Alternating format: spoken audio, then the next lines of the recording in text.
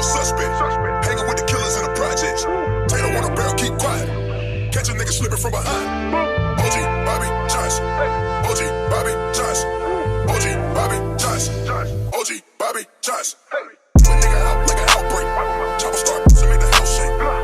What's poppin' T Squad? It's your girl Keisha, aka Color Me Pynk, and I am here with this week's All Tea All Shade, The Handmaid's Tale Season 5, Episode 1-2 review. I drop videos Monday through Sunday. Everything that I say is for entertainment purposes only and not to be taken seriously. If this works for you, then let's get into this review. Okay, I'll make sure that I tell you guys, please thumbs up this video, share it. I want to really get these numbers up for my Handmaid's Tale reviews, because if the numbers aren't really there, then there's really no reason for me to do them. I know a lot of you watch the show, so please support, share with your family and friends, let people know about it, and let's get into the review. Now, I'm just going to discuss what happened. It was 2 episodes, so I'm going to be bouncing back from each episode. Everything is off the top of my head. So, episode 1 of season 5 starts off with June's bloody fingers dipped in water, and you see the blood mixing in with the water. I love that shot. It was so cool. It was so dope. We then get a full body shot of her standing outside of the tub, fully dressed, covered in blood and bruises. The shower is running, but she's not inside. She's literally thinking about everything that she just did hours ago with her and the other handmaids chasing what's that nigga name? Commander Waterford. You know, they just chased that nigga through the goddamn forest like it was Red Riding Hood and the Big Bad Wolf. They fucked his ass up, and I mean, of course it was well deserved. I mean, he should have been died. So now only person we got left to go after is Serena and the rest of Gilead. So her annoying ass husband Luke is on the other side of the door, knocking on the door, asking she okay and shit. She come out that motherfucker and he looking like, what in the hell is going on with you? What have you done? Why are you bloodied and bruised and shit? Mora come out like, what in the hell is going on? Y'all gonna wake up this baby? I just put this motherfucker to sleep last night. We're not about to do this. And she sees that June is all fucked up and shit. She like, what did you do, June? She was like, I killed him. I killed Fred. They like, bitch, what in the hell? Bitch, we thought you was asleep this whole time. Your ass out in the middle of the night killing motherfuckers and ain't got no shame about it. So they both are shocked. And so she, June grabs her coat, starts storming out the house after she kissed Nicole goodbye. Like, she don't give a goddamn about Nicole, child. She don't give a goddamn. She try to act like she give a fuck about that baby, but she really don't. She really don't. She really truly don't. If it ain't Hannah, she don't give a fuck. So she kissed Nicole goodbye and then starts storming out the house. And they like, where are you going? Like, talk to us. And she get in the car and she skeet skirt on their ass. And Luke is like, fuck. Like, cause he just don't know. Like, bitch, you have brought all kind of shit to us. Like, we can't have a moment of peace around your ass. I low-key wish you would have stayed your ass over there in Gilead, because this don't make no goddamn sense, girl. So she go riding around and shit. She end up going to see Emily, but lo and behold, she's told that Emily ass went back to Gilead to go after Aunt Lydia, but we all know the actress that played Emily actually left the show. So that was like her sing-song goodbye. Which I didn't really like that they had her go back to Gilead to go up against Aunt Lydia, because it's like an open-ended thing that we're never going to get any conclusion to. I feel like they could have made a better excuse as to why we won't see her character anymore. Like, maybe they moved away to, you know, live a better life or some shit. I don't know. So now she fucked up because Emily gone. And so she then goes to this diner and meets up with the other girls who fucked up as well. They bloodied and scratched. And they all like on some hungry hippos type shit, and just get to smashing breakfast food after, you know, doing some carnal shit, like literally beating a man until he's dead. So afterwards, they end up showing her a trunk full of guns, and they was like, look, we can get more. Like, we ready now. Like, we didn't got this shit in our system. It's time to do more. Like, we want to kill our commanders as well. And June like, well, I kind of got what I want. I don't think we should go any further. And like, the black girl was like, I know you lying, bitch. We did all of this for you. Now you need to return the favor. And she like, girl, you ain't gonna never be able to get back in Gilead. If we go back, we gonna get healed. Like, you gotta think this out. So the little Asian girl then pull a clip on on June. Baby, the way June turned around and looked at her like, you better shoot, bitch, and hope you don't miss, because how dare you pull a gun out on me? Do you know who the fuck I am, bitch? I am June motherfucking Osborne. You got me fucked it up. So her crazy ass go walk up on the bitch and let the gun hit her in her chest and was like, girl, basically, you better put that shit down if I whoop your ass. And the girl, of course, bitches out and ends up firing shots into the air, and everybody scurry off before the popos come and shit. But now everybody pissed off with June because she's not holding true to her word. But she's making sense, but she also kind of like, to me, leaving them lacking, or whatever. So the news is then taken to Serena that Fred has been killed. And they let her know, old boy, what is old boy name that's watching over her? Mark Tuello ends up telling her that, like, whoever did this hung his body up, they cut his finger off. And she was like, what finger? And she was like, his ring finger. See, she was like, this wasn't somebody from Gilead. No, this was June. He was like, June? How would June do this? She was like, look, I know June did this shit. And so she was like, she want her ass locked the fuck up. Lock her ass up. And at this point, we already know Serena is about to start plotting. But one thing I don't think that June took into account is that killing Fred, even though it needed to be done, it was going to make Serena look like some type of martyr, to the community, and like this woman who's imprisoned and pregnant and her husband has died. Like, she's going to get a bunch of sympathy from people. And Serena, this whole Gilead shit was her idea, but he ended up taking over. And so she never got to reap the benefits of running shit. So Serena is about to position herself to run fucking Gilead. It's just a moment of time and figuring out a way to get these men out of office and for her to be running shit and for her to finally have the power that she has been wanting this whole time. And she starts off by telling June Bay, Nick, and Joseph Lawrence, Commander Lawrence, that she wants to have a proper funeral for Fred. And they both like, we don't really want to associate with that because a lot of people think that your nigga was a traitor. And she was like, well, motherfucker, you better make it happen, because wouldn't it be something if we let them know that you probably had something to do with this shit? Oh, okay. That's what I thought. Make it happen, motherfuckers. So now they looking at each other like, how the fuck we gonna do this shit? Then we saw a scene when Nick returns home to his, wife or whatever. She on a cane. I don't know why the girl on a cane or whatever, but she's trying her best to be accommodating to him or whatever. Seems like they got a real cool, like, friendship type vibe going on, but she know he don't fuck with her like that. And she even asked him, like, did June do what she needed to do? And he was like, yeah. She was like, well, maybe, this will help her, give her some peace. I'm gonna pray for her. So she knows about June and obviously about their past relationship and everything.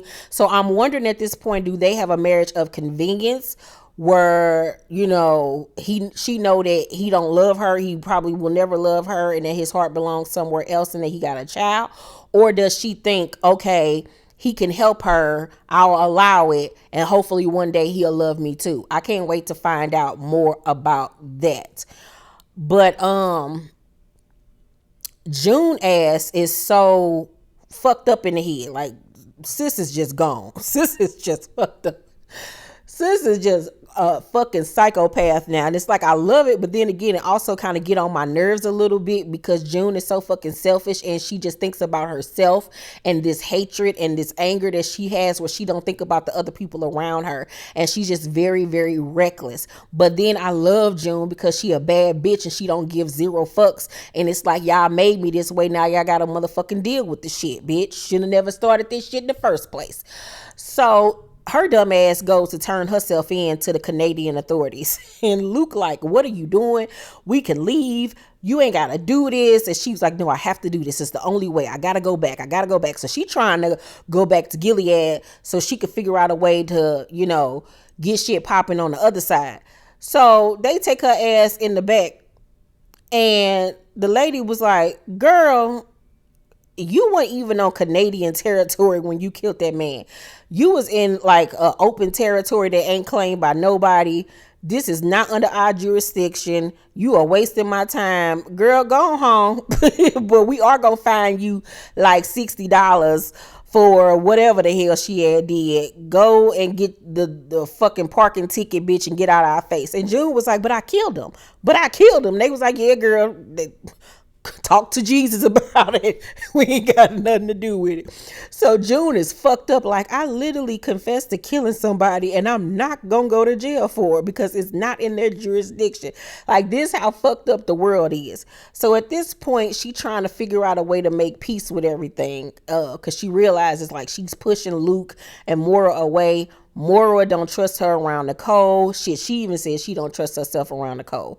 So at some point she decides that, she's going to really try to be present for Nicole and be there, and they're allowing it. Her and Luke even go to see a ballet show and everything together. Like, she's really, truly trying to adjust, somehow, some way. Meanwhile, back in Gilead, Serena is allowed to go to the, wake, whatever. She gets to see all the other commanders' wives and stuff and catching up with them hoes. She really, truly don't fuck with them for real. She always thought she was better than them or whatever. Mind you, her handler, Mark, is there, but they won't allow him into certain rooms or whatever. So that's when Commander Lawrence lets her know that, yeah, I tried talking to them, but they ain't with it as far as this whole extravagant funeral. She was like, you probably didn't even talk to them for real. And he was like, no, I did, but like, they ain't fucking with it. So at this point, she like, fuck that. I'm gonna get my nigga a goddamn funeral that he fucking deserves. Y'all got him fucked up. Mind you, now at this point, we then go to see Aunt Lydia talking to Janine and telling Janine how proud of her she is and how she's really been doing a good job, and that she wants Janine to now work on helping, what's her name? Oh my God, I'm having a brain for it. Oh, her name is Esther. She wants Janine to help really further bring Esther along into this whole Handmaid's thing. Because, she used to be a commander's wife. Now she's a handmaid. And Janine was like, okay, I'm going to help her or whatever.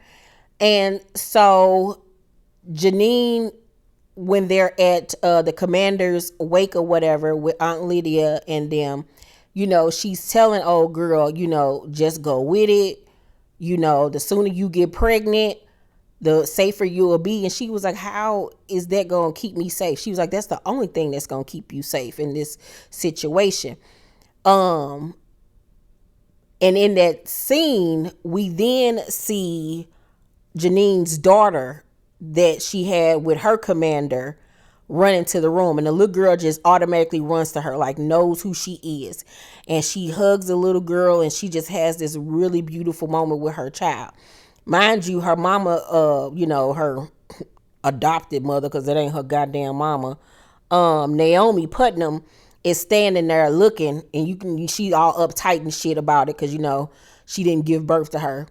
And so Janine sends the little girl on, and she was like, you're raising a really beautiful daughter. And she was like, I thank God for bringing her to me and for the vessel that brought her to me. And that makes Janine feel good. It made her feel like, okay, like she does at least acknowledge me. It gave her some sense of comfort, even though I still feel like fuck her for life. Naomi and the Putnams, fuck them for life. Can't stand them. So Aunt Lydia speaks to Serena, and I don't remember why Serena and Aunt Lydia don't get along. I cannot remember. Somebody refresh my memory, because Serena was giving her the death scare, like she wanted to fuck her ass up. So then we saw Aunt Lydia take Esther into the room with all the commanders and introduced her to Mr. Commander Putnam. And so he asks everyone to leave the room, including Aunt Lydia, and she looking like, wait a minute, that ain't protocol. Like, But of course she can't object, so she leaves Esther in the room. Esther is shaking. She don't want to beat her, of course.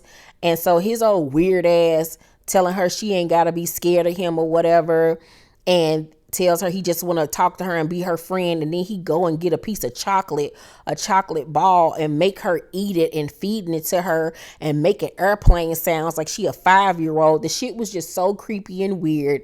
She did not want to be there. Like, she was just being violated, and it was just horrible. Like, oh, and it's just like, it makes it even worse because like we're living in these times right now where they're literally trying to make this world into some Handmaid's Tale type shit. Like, what the fuck is going on? So later on that day, when they get back to the Handmaid's headquarters, Esther said to Janine, like, girl, you wasn't really trying to look out for me and beat her for me. You just used me so you could have a minute with your daughter. And Janine was like, no, that's not true. Like, I really do want to help you, like, whatever. I do feel like Janine had some selfishness in there, you know, wanting to help her. And I do also feel like she actually did want to help guide Esther, but it's kind of like she's falling back into place. She doesn't have that fighting spirit. It's just like she's complacent with life as it is in Gilead. But Esther, like, y'all got me fucked up. And she was like, that's why I did what I did. And next thing you know, Esther started coughing and shit real bad. Next thing you know, this girl is throwing up blood, coughing up blood and shit. And Janine is like, what is wrong? What's wrong? What did you do? What did you do? Next thing you know, Janine ass start motherfucking coughing. And then she coughing up blood and spurting up blood. And they falling out on the floor. Aunt Lydia and them coming there like, what in the hell is going on? And I was like, Esther crazy ass said, fuck that. Before I become anybody's handmaid, I'm going to kill myself. She took some of that poison that her ass had back at the crib. She somehow finagled that shit and gave it to her and Janine, because she was like, bitch, you think you about to play me? You done played the wrong motherfucker, bitch. I'm crazy. Because she even said to Janine, like, you ain't nothing like June. Like, girl, June would not stand for this shit.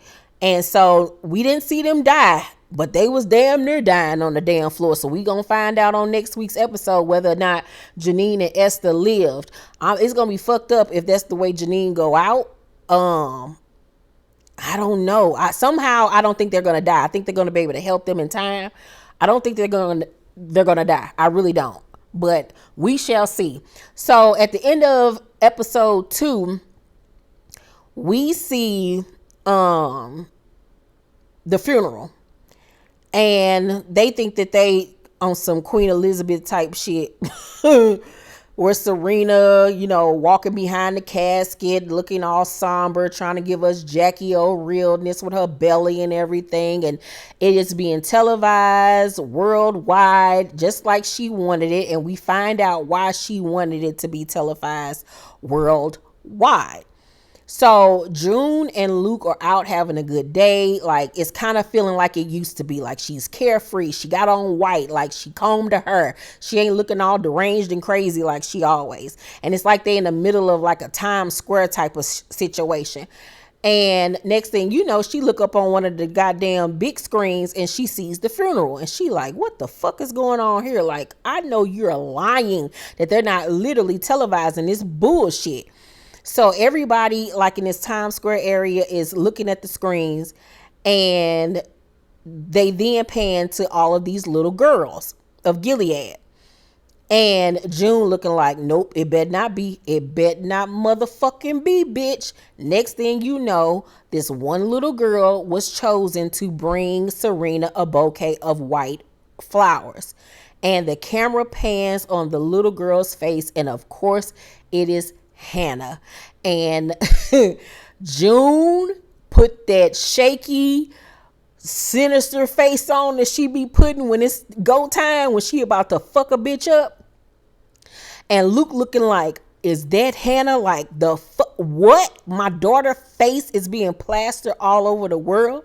And Serena looking dead into the camera, knowing that June watching this, like, aha, bitch, you might have won the war, bitch, but I'm gonna win the motherfucking battle. Or is it, you won the battle, but I'm gonna win the war? Yeah, whatever.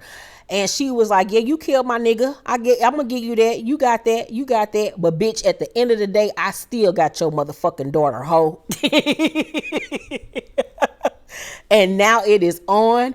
And now Crazy June is back. And she is not about to let this shit go until she get her motherfucking daughter back and bring Serena ass down. Baby, I was like, okay, we are cooking with grease here, my nigga, cooking with grease. Oh, I left one part out too. Luke ended up meeting up with Mark in the middle of the night, and he was like, what if I could get you, with your daughter? Like, not just to see her for a few minutes, but like back with her. And Luke was like, what's good? Like, what I gotta do? And I was like, Lord, they're gonna reunite them together, because we all know she loved Luke more than she loved Nick more than she loved Luke. Luke get on my motherfucking nerves. He a pussy. I just can't deal with him. He whack. If Maura was straight, they'll make a great couple. Overall, I'm gonna give episode 1 and 2 I'm gonna give episode 1 and 2 a B+. I can't wait to see how everything else is going to transcribe throughout this season. I did see that Elizabeth Moss, who plays June Osborne, directed the first 2 episodes. That's a good look on her. She did a fantabulous job with it all. They did announce that they are going to come back for one more season. Season 6 will be the final season.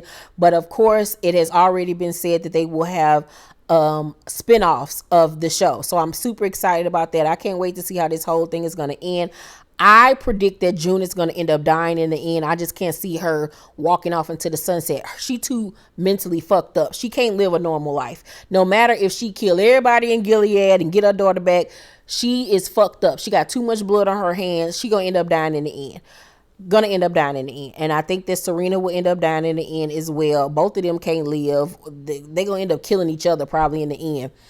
But let me know what y'all thought about episode 1 and 2 down below in the comment section, you guys. Make sure to thumbs up this video, like and subscribe, and hit that notification bell button. I love you, and I'll see you on the next video. Bye.